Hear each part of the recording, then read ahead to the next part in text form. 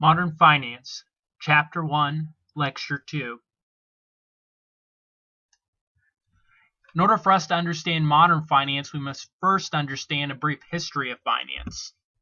In the 1900s, finance separated from economics as its own field of study due to mergers and acquisitions occurring within the steel and oil industries. Financial instruments were used that were not felt necessary before that were important for this to be separated as its own field of study. In the 1930s, the Great Depression occurred, first time in history where preservation of capital was considered important, as well as the liquidity needs within the banking industry. Another law that put into place was the Glass-Steagall Act, which separated investment banking from commercial banking, which we'll talk about later on. In the 1950s, finance became more analytical in nature and more detailed as financial capital, which is the movement of money, was used for purchase of real capital such as plant and equipment, and understanding capital structure became an essential part of everyday business. In the 1960s and 1970s, inflation became a major concern for the first time. The inflation rate had been pretty low for the time before the 1960s, with less than a 1% inflation rate each year. For the 1960s and 70s, inflation began to skyrocket, and it became an important factor when making financial management decisions and forecasting in the future. In the 1980s, disinflation occurred for the first time, where it was the decrease of inflation increasing. So the inflation rate actually was decreasing, which caused another concern in terms of being able to make financial decisions and financial management decisions and analysis. In the 1990s, technology was introduced for the first time in the internet. It created this whole new world called e-commerce.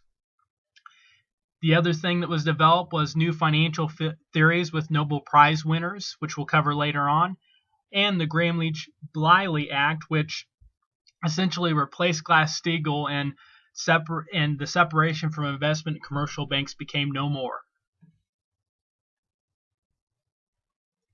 Since 2000, many corporate fraud and scandals have occurred within finance, and the financial crisis of 2008, which was the greatest financial recession that we have seen since the Great Depression.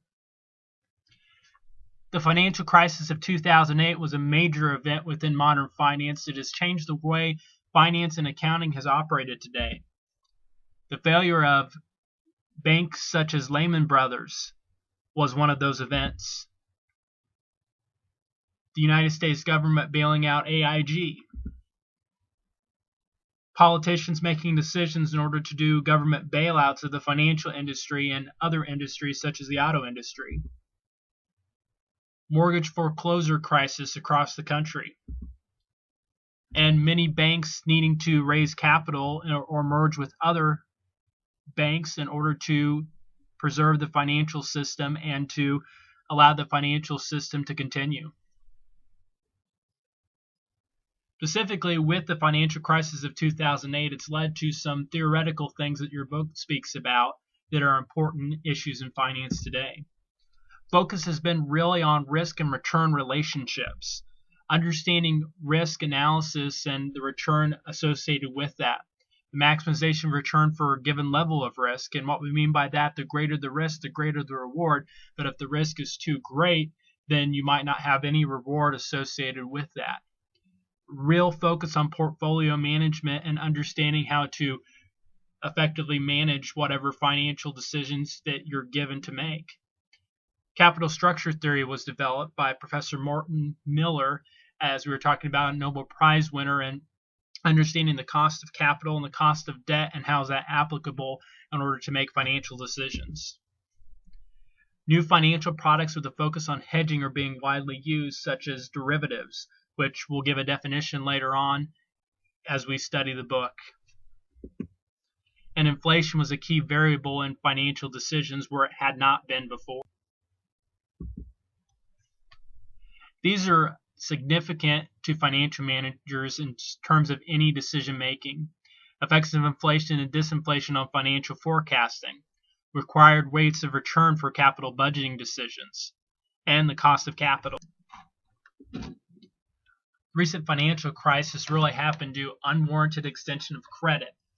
The availability of credit to consumers and to businesses alike had been opened up for the floodgates where pretty much anybody could borrow money if they wanted to, whether they were credit worthy or not.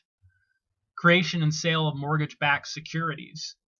Losses from credit defaults in excess of a bank's capital in many cases, causing banks not to be liquid enough and either having to file bankruptcy or merge with other banks that were healthier in order to keep their businesses alive. Creation of complicated and unregulated financial products like credit default swaps, which are a form of derivative where the banks were guaranteeing insurance that if this person were to default, they would step in and take care of it. Unfortunately, they weren't insured enough because the liquidity wasn't there within the bank, which led to government action and bailouts as we described earlier.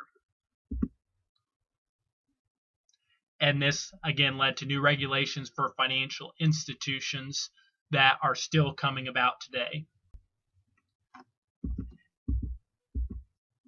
The internet and e-commerce has changed the way we've done business as well. E-commerce solutions for companies have gone business to consumer and business to business in terms of being able to track and do business faster and quicker than ever before. New business models of companies such as Amazon.com and eBay are just two examples of how the internet has changed what the economy used to be and what it is today. That is end of Chapter 1, Lecture 2. Please see On Course and Resources Week 2 for Chapter 1, Lecture 3.